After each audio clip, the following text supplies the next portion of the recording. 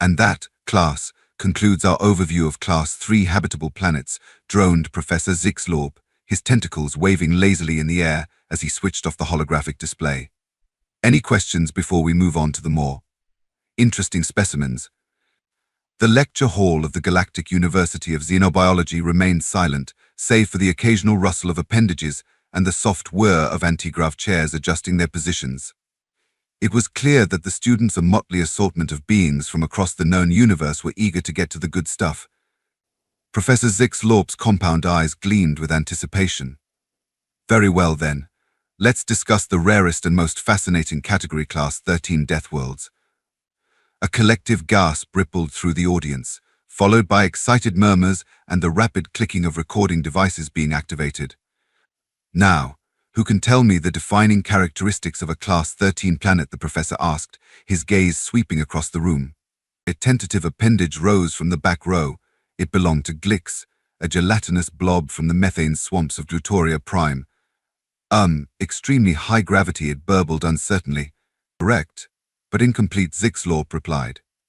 Anyone else? Another student, a crystalline being from the silicon-based life forms of Quartz VI, chimed in with a tinkling voice. Extreme temperature variations. Also correct, but still not the full picture, the professor encouraged. Come now, surely someone here can.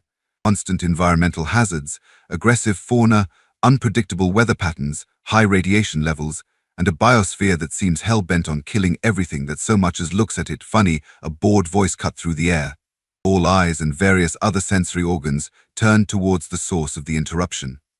There, lounging in an antigrav chair with his feet propped up on the desk, was the class oddity, a human exchange student named Dave.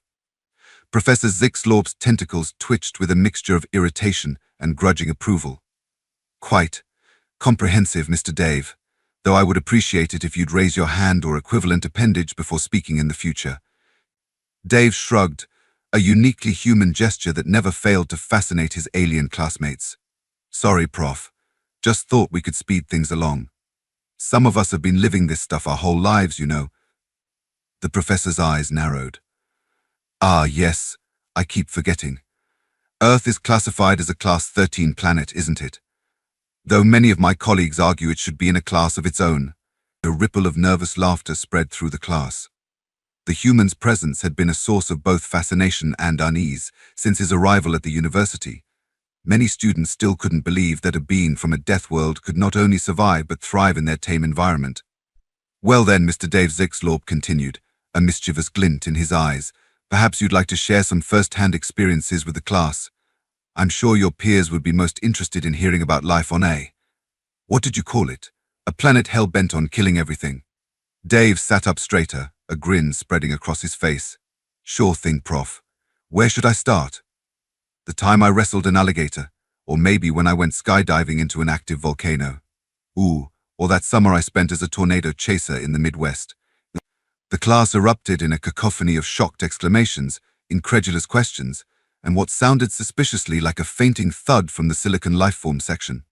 Professor Zixlorb's tentacles flailed in alarm. Mr. Dave, surely you're joking. No sentient being would willingly engage in such awesome activities, Dave supplied helpfully. Nah, I'm dead serious. Well, except for the volcano thing. That was just a regular mountain, but there was a pretty gnarly forest fire going on at the time, so it felt pretty volcanic. The professor sagged against his podium, looking as though he might need a stiff drink, or whatever the equivalent was for a being composed primarily of semi-sentient gas. Perhaps we should start with something a bit less extreme. Tell us about a typical day on Earth, Mr. Dave. Surely not every moment is filled with death-defying feats. Dave leaned back in his chair, a thoughtful expression on his face. Well, I guess a normal day back home would start with me waking up and immediately checking the weather report. You know, to see if there are any tornado warnings, flash flood alerts, or blizzard advisories. Blizzard advisories squeaked a student from a tidally locked planet where the concept of weather was as alien as Dave himself. Oh yeah, Dave nodded enthusiastically. Sometimes the air gets so cold that water freezes and falls from the sky in little crystals.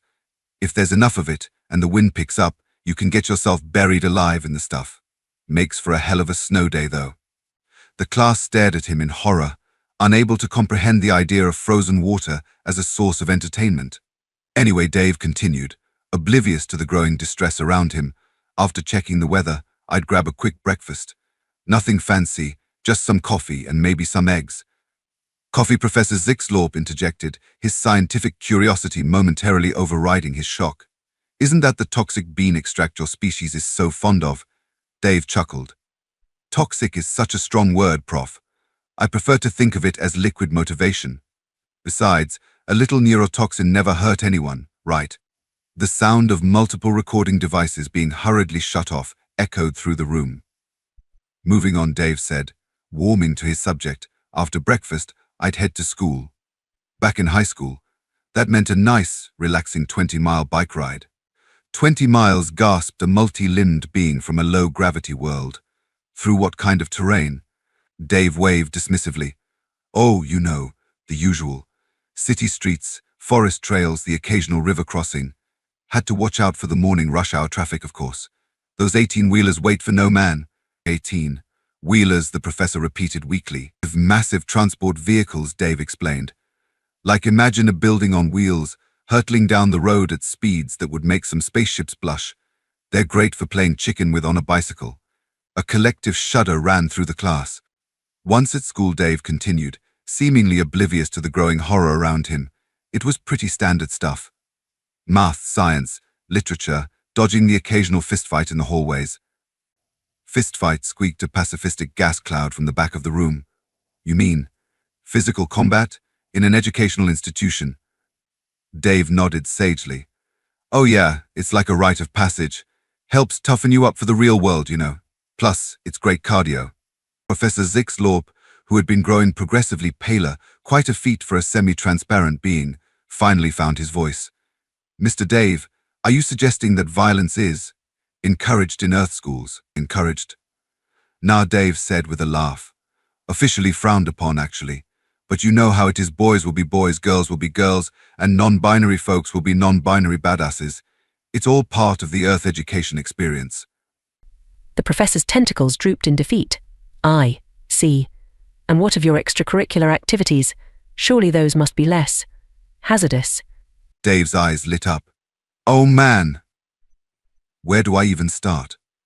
There was the rock climbing club. Nothing beats the rush of dangling from a sheer cliff face with nothing but your own strength and a bit of rope keeping you from becoming a human pancake. Then there was the white water rafting team talk about a full body workout. Paddling for your life while trying not to get smashed against rocks or sucked into underwater caves. Good times, good times. A student with exoskeleton plates that could withstand the crushing pressures of a gas giant's core raised a trembling appendage. Excuse me, but why would anyone voluntarily subject themselves to such dangers? Surely there must be safer forms of recreation on Earth. Dave scratched his head, genuinely perplexed. Safer? I mean, I guess you could stay inside and play video games or something. But where's the fun in that? Half the joy of being human is pushing your limits, you know, testing yourself against whatever the world throws at you. But the risks, sputtered Professor Zixlorp, his scientific detachment finally crumbling in the face of Dave's casual disregard for personal safety, the potential for injury or death. How does your species survive long enough to reproduce? Dave grinned. That's the beauty of it, Prof. The more we push ourselves, the tougher we get.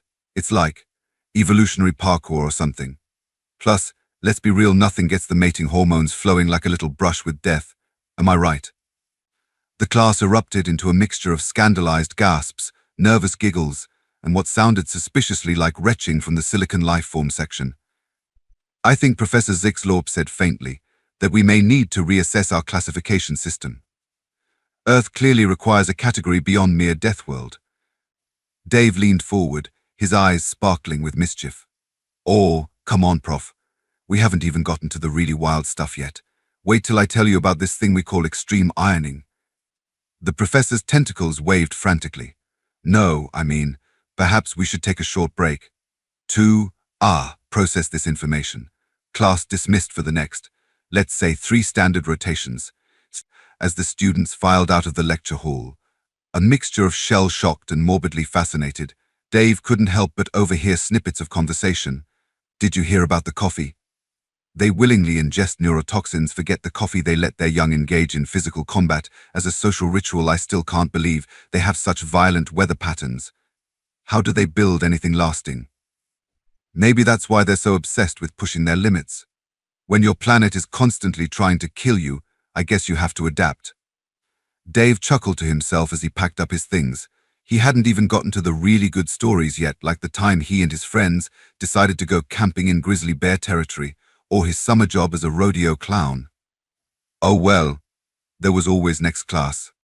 As he sauntered out of the room, Dave couldn't help but feel a twinge of pride.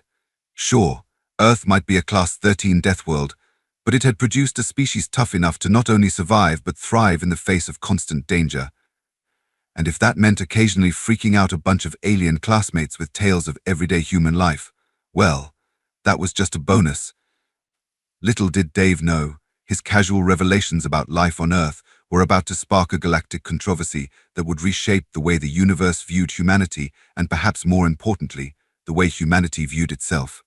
3 standard rotations later, Dave strolled into the lecture hall, whistling a jaunty tune and sipping from a thermos of what his classmates now knew to be coffee.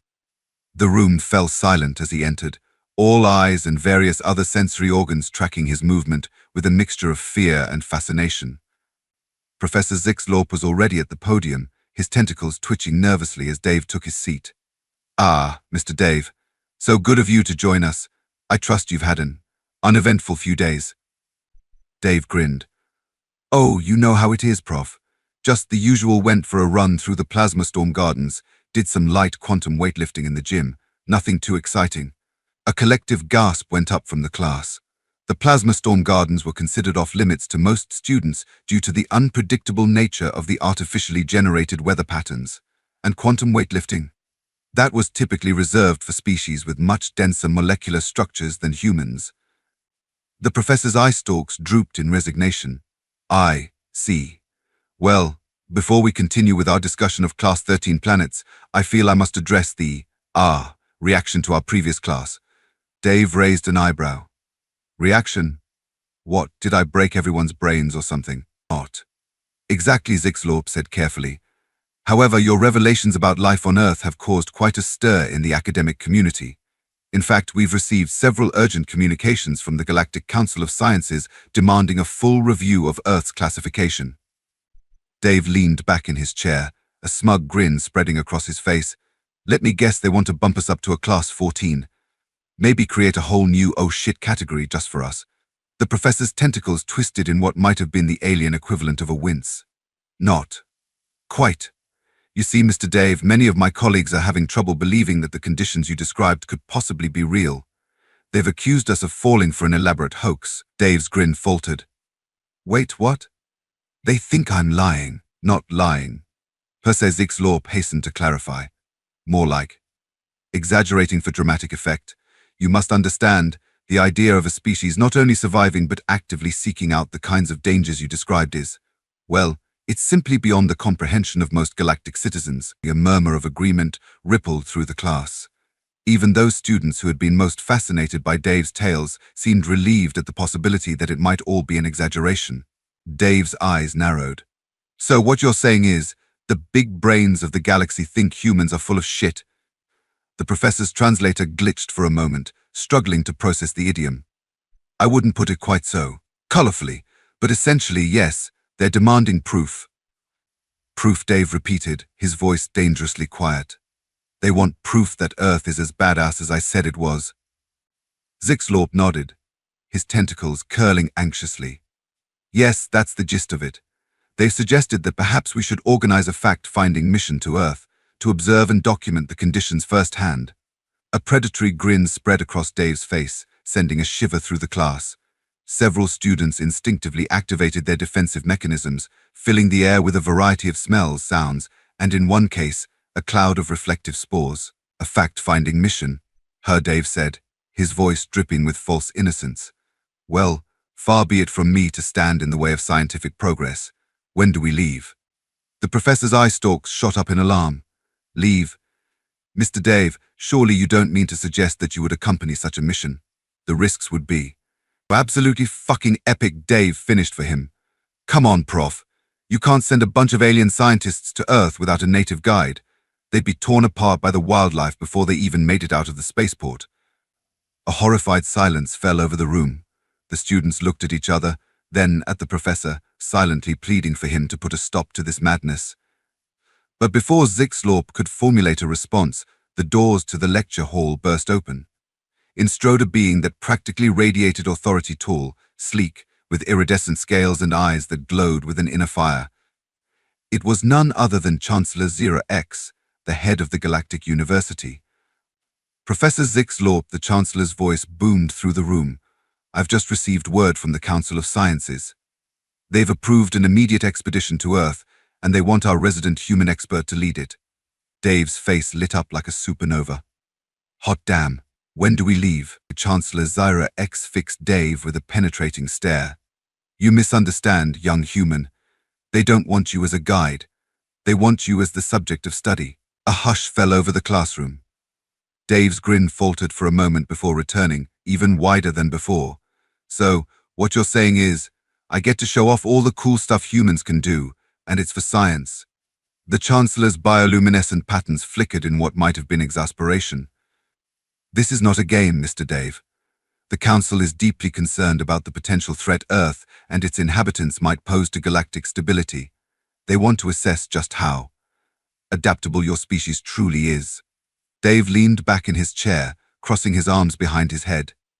Assess away, Chancellor. I'm an open book. An open book full of awesome, but still. Professor Zixlorp's tentacles twisted anxiously.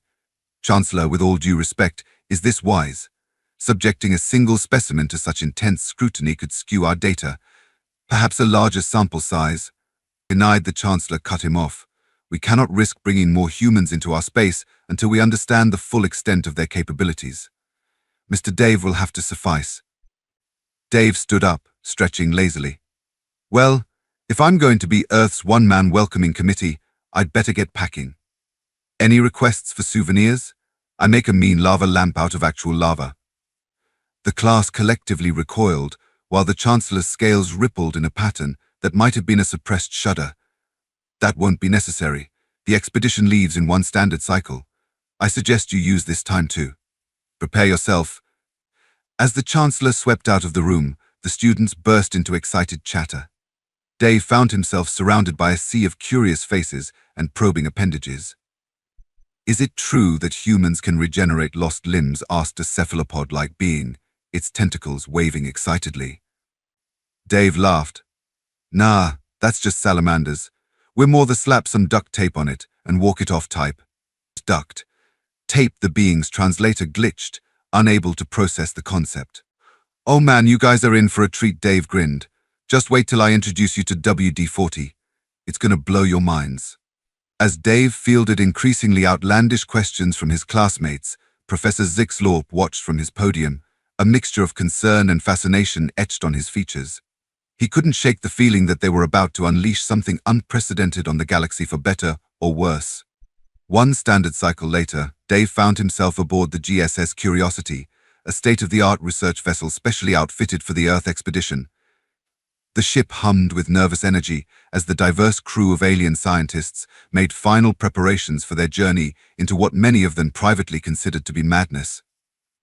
Dave lounged in the observation deck, munching on a protein bar and watching the stars streak by.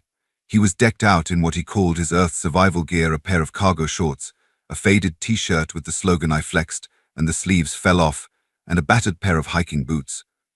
A backpack stuffed with what he deemed essentials sat at his feet. Professor Zixlorp approached cautiously, his tentacles twitching with barely contained anxiety. Mr. Dave, I must once again express my concerns about this expedition. The data we've collected on Earth's conditions is, well, frankly, it's terrifying. Are you certain you're prepared for what we might encounter? Dave grinned, crumpling up the protein bar wrapper and casually tossing it into a nearby recycling chute with perfect accuracy.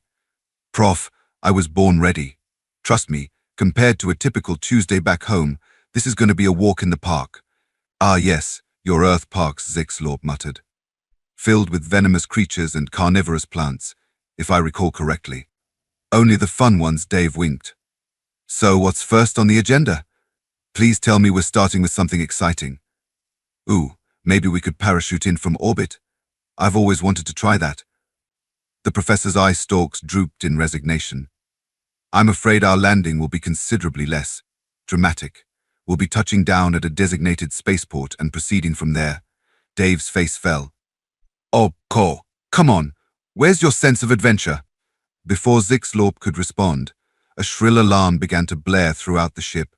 Red warning lights flashed, and the vessel shuddered violently. Attention all crew, a synthesized voice echoed through the corridors. We are experiencing unexpected gravitational fluctuations. Please secure yourselves and all loose items immediately. Dave's eyes lit up with excitement. Now that's more like it. Hey Prof, want to see how humans handle a little turbulence? Without waiting for a response, Dave sprinted towards the bridge, leaving a sputtering Professor Zixlorp in his wake. By the time the alien scientist caught up, Dave was already in the thick of the action. The bridge was a scene of controlled chaos. Alien crew members frantically worked at their stations, their appendages flying over holographic displays as they tried to stabilize the ship. At the center of it all stood Captain Cianrare, a towering insectoid being with compound eyes that swiveled independently to take in every detail of the crisis. Report, the captain barked, her mandibles clicking in agitation. Unknown gravitational anomaly, Captain responded the science officer, a gelatinous blob that shifted colors with each word. It's like nothing we've ever encountered. Our sensors can't make sense of it. Dave pushed his way to the front, ignoring the startled looks from the crew. Let me see that, he said, peering at the holographic display. A mess of swirling energy patterns filled the screen, shifting and pulsing in seemingly random patterns. Dave muttered, scratching his chin thoughtfully. You know, this kind of reminds me of the time I got caught in a Category 5 hurricane back home. The wind patterns looked a lot like this, just, with less space and more flying debris. The bridge fell silent, all eyes and various other sensory organs turning to stare at Dave in disbelief. Captain Shinra's compound eyes focused on Dave with laser intensity. You've experienced something similar to this on your planet. Dave shrugged. Well, not exactly similar. Earth hurricanes are a bit more wet. But the chaotic energy patterns? Yeah, that's pretty familiar. Have you guys tried, I don't know, riding it out? Ride it out, the science officer bubbled incredulously. This anomaly is tearing apart the very fabric of space-time around us. Exactly, Dave nodded sagely. So fighting it is pretty much out of the question, right? Sometimes the best thing to do in a storm is to go with the flow. Let it take you where it wants, then figure out how to get back on course once you're through. The captain's antennae twitched thoughtfully. It's unorthodox, but our current strategies are proving ineffective. Helmsman, prepare to disengage all stabilizers. We're going to ride it out, as our human guest suggests. A ripple of nervous energy passed through the crew, but they moved to comply. As the ship's stabilizers disengaged, the vessel began to buck and roll more violently, tossed about by the invisible cosmic winds of the anomaly. Dave whooped with excitement, spreading his arms wide, as if embracing the chaos. Now this is what I call a ride. Hey, anyone want to bet on where we'll end up? I've got a slightly used black hole in my left pocket that says we come out the other side in a parallel universe where everyone wears hats made of cheese. Professor Zixlorp, who had been clinging desperately to a support beam, managed to gasp out, Mr. Dave, this is hardly the time for. But before he could finish his admonishment, the ship gave one final, massive lurch. For a moment, reality seemed to stretch and twist around them, colors inverting and physical laws taking a brief vacation.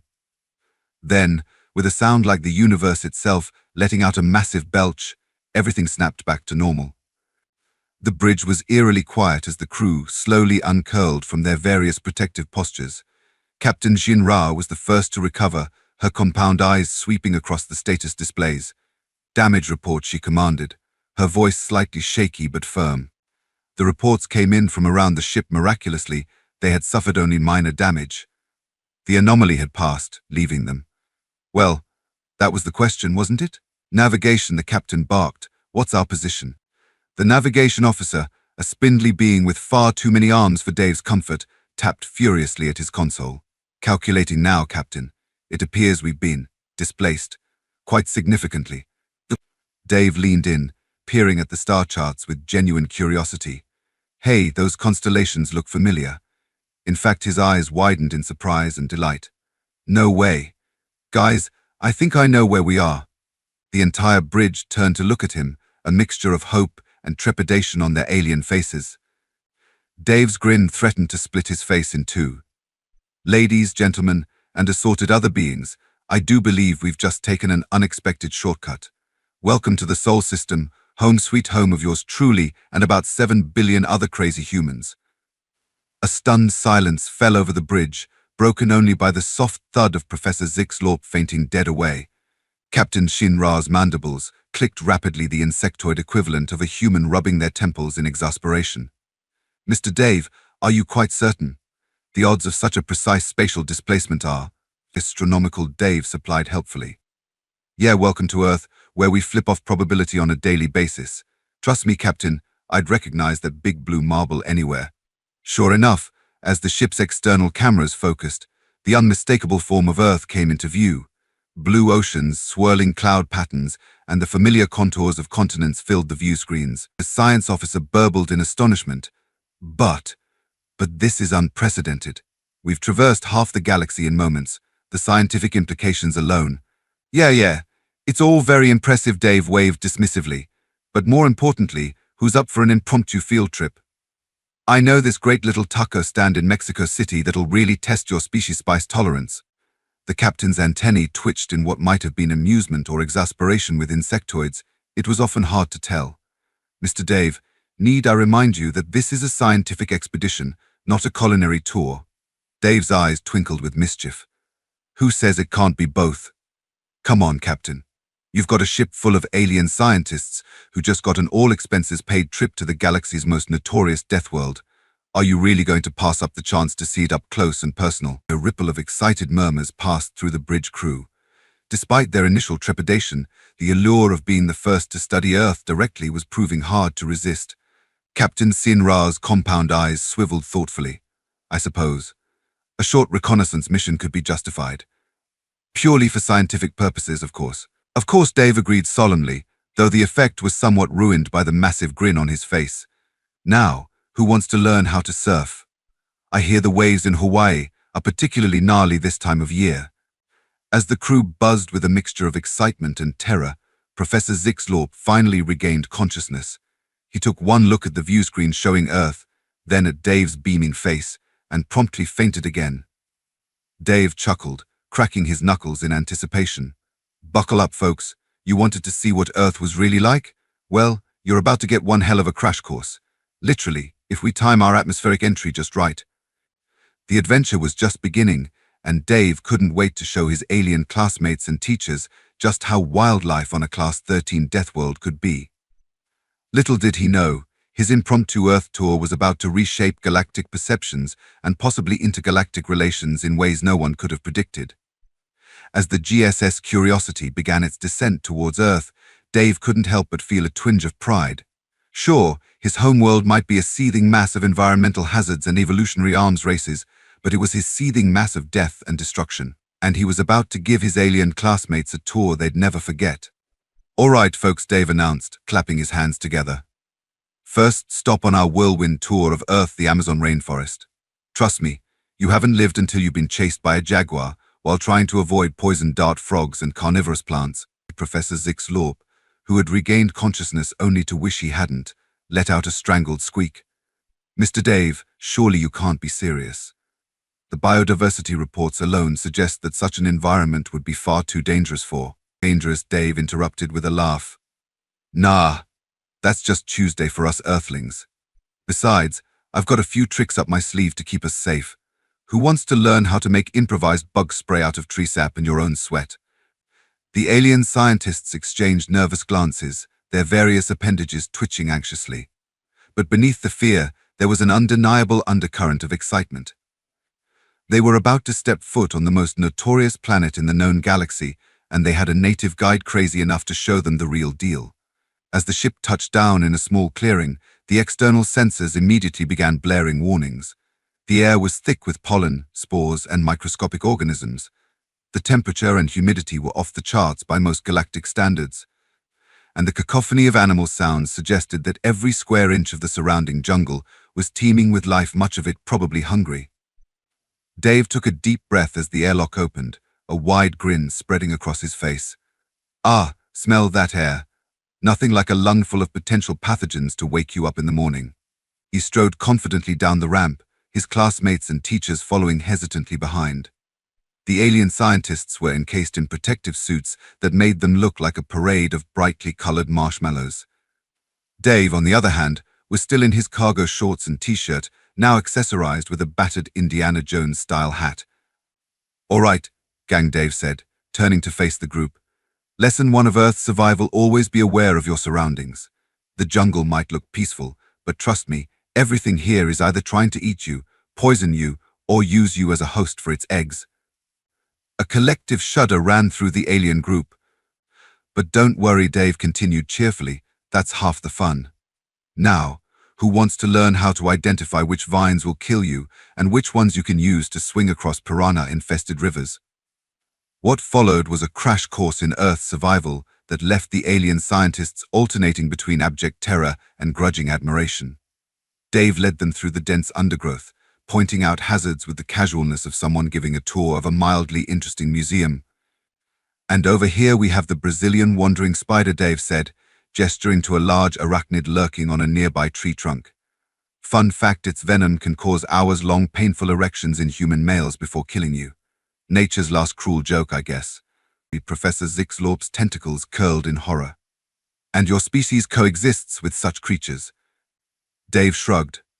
"Coexist? Study them, sometimes keep them as pets. You know how it is."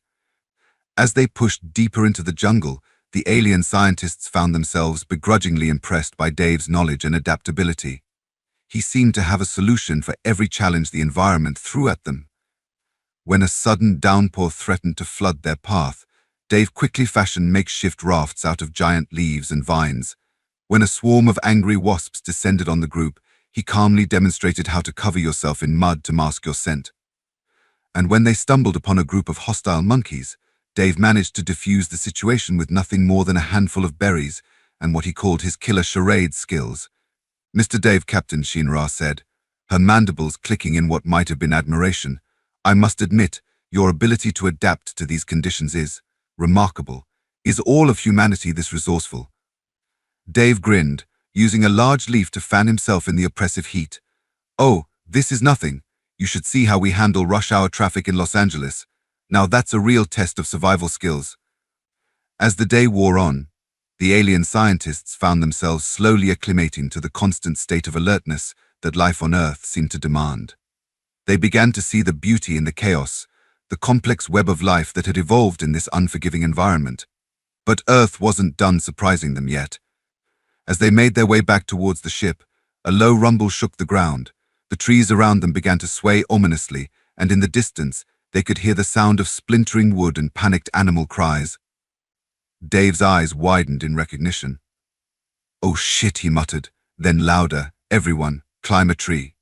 Now." The aliens scrambled to obey, their protective suits making the task more challenging than it should have been. Dave nimbly scaled a massive kapok tree, then reached down to help haul up those who were struggling. Just as the last of them made it to the relative safety of the branches, the source of the disturbance burst into view. It was a herd of stampeding elephants, their massive forms crashing through the undergrowth with terrifying force. But elephants aren't native to South America," Professor Zixlorp sputtered, clinging desperately to a branch. Dave shrugged, looking almost gleeful at this new development. "Yeah, well, tell that to Pablo Escobar's escaped hippos. Sometimes life, finds a way." The alien scientists watched in awe as the elephants thundered past below them, the ground shaking with each step. It was a display of raw power and majesty that left even the most skeptical among them breathless. As the herd disappeared into the distance and the forest slowly returned to its normal state of barely contained chaos, Dave turned to his shell-shocked companions with a wide grin. "So," he said, clapping his hands together, "who's up for checking out the Australian outback next? I hear the box jellyfish are particularly frisky this time of year." The collective groan from the alien scientists was drowned out by Dave's enthusiastic laughter. As they made their way back to the ship, covered in mud, sweat, and probably more than a few undiscovered species of insects, the aliens found themselves re-evaluating everything they thought they knew about Earth and its inhabitants. This wasn't just a Class 13 Deathworld. This was a planet that had forged its dominant species in the fires of constant adversity, producing beings that didn't just survive in the face of overwhelming odds, they thrived on it. As the GSS Curiosity lifted off, leaving the steaming jungles of the Amazon behind, the ship's database was bursting with new information. But more importantly, its crew had gained a new perspective on what it meant to be truly adaptable. Dave lounged in the ship's common area, regaling his captive audience with tales of his childhood adventures, which seemed to involve an improbable number of close calls with natural disasters, predators, and what he casually referred to as spicy government experiments. "And that's why you should never try to outrun a tornado on a unicycle," he concluded, taking a swig from a bottle of something that made the air around it waver. "At least, not without a good helmet and a healthy sense of fatalism." Captain Sinra's antennae twitched in what might have been amusement or existential dread. It was getting harder to tell the difference. "Mr. Dave, I must confess, I'm having difficulty reconciling the Earth we've experienced with the civilization capable of achieving faster than light travel and joining the galactic community."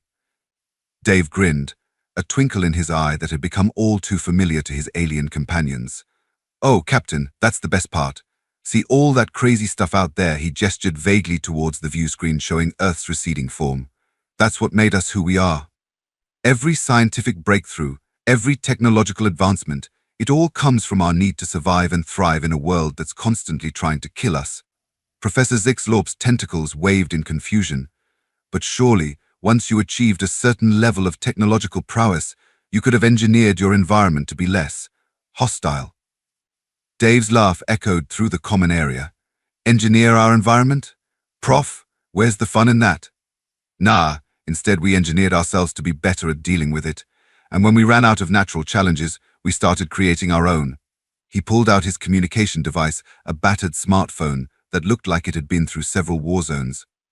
"Here, let me show you something." The aliens gathered around as Dave pulled up a video. On the screen, humans in brightly colored suits were hurling themselves off a cliff, free-falling for heart-stopping moments before deploying parachutes. "This," Dave announced proudly, "is how we relax on weekends." The silence that followed was broken only by the soft thud of Professor Zixlorp fainting.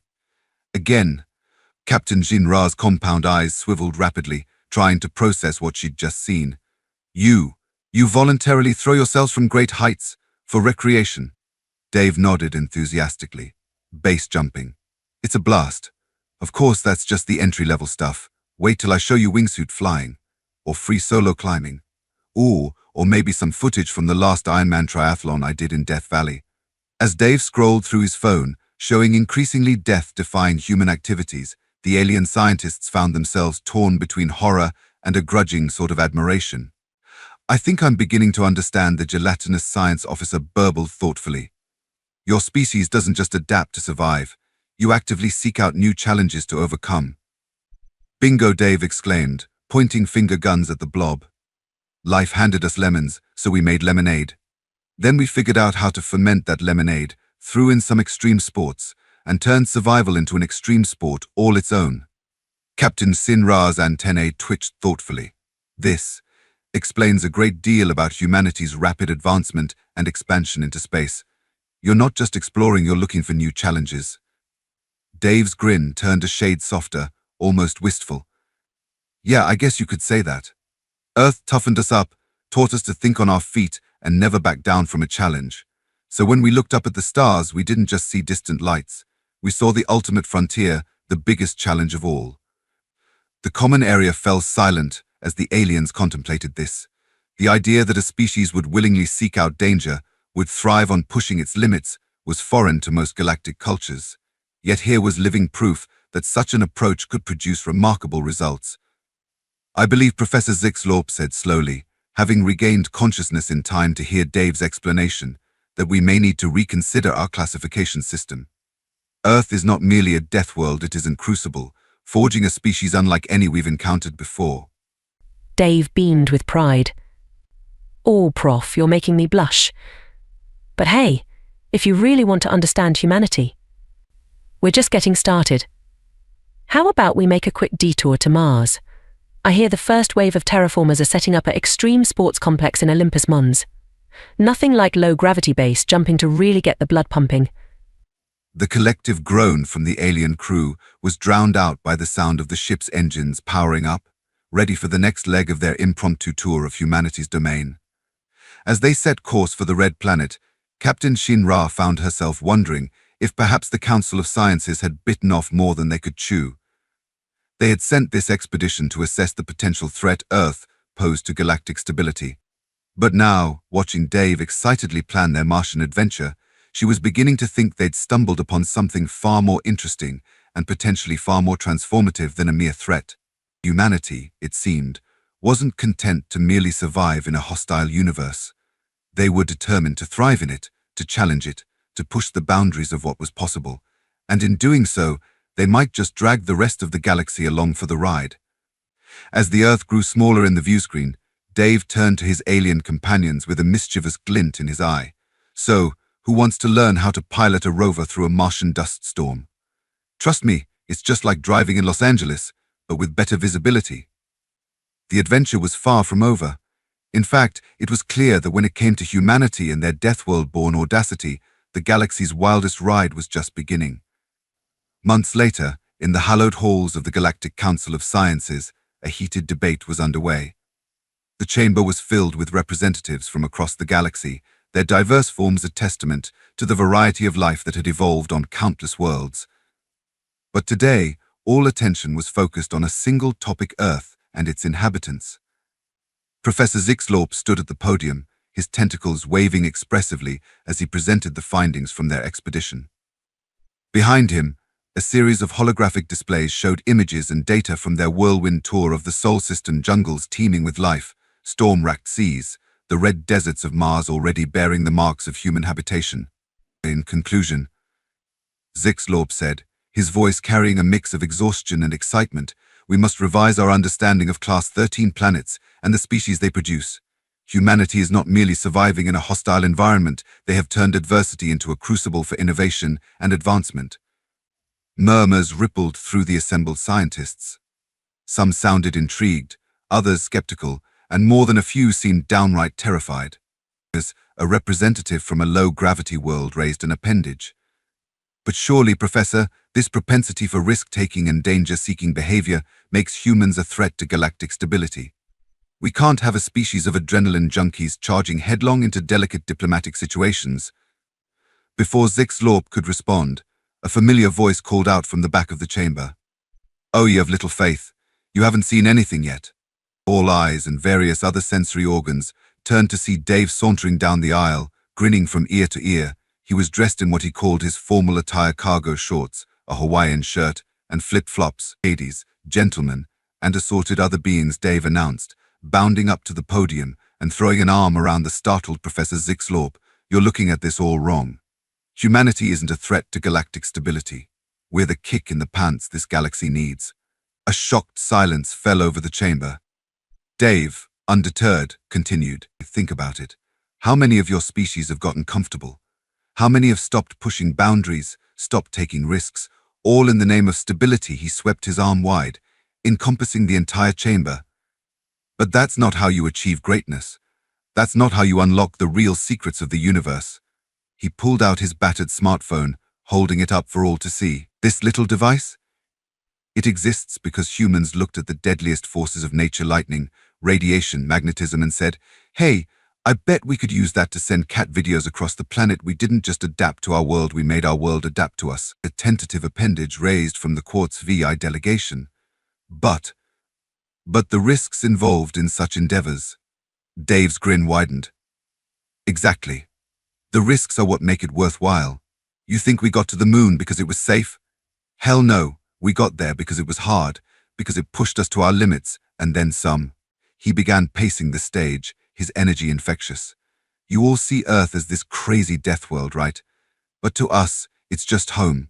And if we can thrive there, imagine what we could do out here, in the big, wide galaxy. Professor Zixlorp, who had been watching Dave's impromptu speech with a mixture of horror and fascination, finally found his voice. Mr. Dave, while your enthusiasm is admirable, surely you can see why the Council might be concerned about unleashing such a risk-taking species on the galactic stage. Dave paused, his expression growing serious for a moment. Look, I get it. We humans can be a lot to handle. But here's the thing, all that crazy stuff we do, it's not just for kicks. Okay, sometimes it's for kicks, but mostly, it's how we grow, how we learn, how we push the boundaries of what's possible. He turned to face the council, his eyes blazing with passion. You want to know if humans are a threat to galactic stability? Maybe we are, but we're also the ones who'll dive headfirst into a black hole just to see what's on the other side. We're the ones who'll look at an impossible problem and say, "Hold my beer." A ripple of confused murmurs swept through the chamber at the unfamiliar idiom, but Dave pressed on. The galaxy's a big, scary place. But you know what? So is Earth. And we didn't just survive there, we thrived. We turned our Deathworld into a launchpad for the stars. And now that we're here, in this grand galactic community, we're not about to stop pushing, stop exploring, stop dreaming. He spread his arms wide, as if embracing the entire chamber. So yeah, maybe letting humans loose in the galaxy is a risk. But I guarantee you, it's a risk worth taking. Because where you see danger, we see opportunity. Where you see insurmountable odds, we see a challenge to overcome. The chamber had fallen silent, every being present hanging on Dave's words. Even those who had been most skeptical found themselves begrudgingly impressed by the human's audacity and conviction. So Dave concluded, his voice filled with the indomitable spirit that had carried humanity from the primordial ooze to the stars. The question isn't whether you should let humans join your galactic community. The question is, are you ready to keep up with us? For a long moment, silence reigned in the chamber. Then, from the back of the room, a single appendage began to applaud. Soon, others joined in, the sound swelling until the entire Council of Sciences was filled with a cacophony of claps, clicks, whistles, and various other alien expressions of approval. Professor Zixlorp, his tentacles waving in what might have been exasperation or admiration, turned to Dave. "Mr. Dave, I believe you may have just fundamentally altered the course of galactic history." Dave grinned, running a hand through his hair. "Oh, come on, Prof. I was just getting warmed up. Wait till they hear about our plans for faster-than-light pizza delivery." As the council devolved into excited chatter, with representatives from various worlds already clamoring to establish cultural exchange programs with Earth, it became clear that the galaxy would never be the same. Humanity, it seemed, was about to do to the cosmos what they had done to their own Deathworld: challenge it, change it, and ultimately make it their own. Epilogue. 5 years after Dave's impassioned speech to the Galactic Council of Sciences, the impact of humanity's integration into galactic society was undeniable. Earth had become a hub of interstellar tourism, with aliens from across the galaxy flocking to experience the thrill of a Class 13 Deathworld firsthand. Extreme sports packages were particularly popular, allowing visitors to try everything from volcano surfing to hurricane chasing, with appropriate safety measures, of course.